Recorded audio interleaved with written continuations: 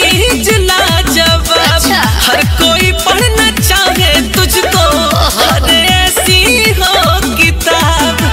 सुंदर मैं दिखती हूँ, तुझे क्या कष्ट है? बताओ क्या प्रॉब्लम है?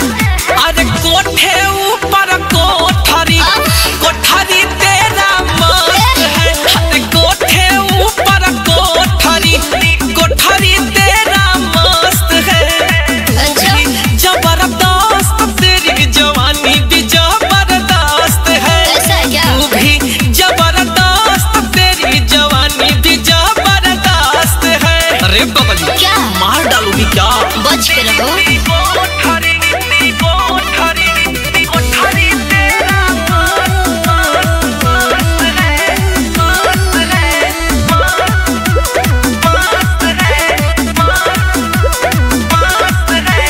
मजनू पंती छोड़ दो बाबू, ना तो कबो पिटाओगे। घर के मेरे अगल बगल नजर नहीं आओगे। दिमाग ठीक हो जाएगा, होश में रहो। अरे मजनू पंती छोड़ दो बाबू, ना तो कबो पिटाओगे। घर के मेरे अगल बगल नजर नहीं आओगे। सब विशाल जान ले कितना उड़न बाज है। जानू तेरा पहिरावा जान लेवा आज है। मुझे पीछा छोड़ दे, कहाँ है हंसत है? ओए क्यों हंस रहे हो जी?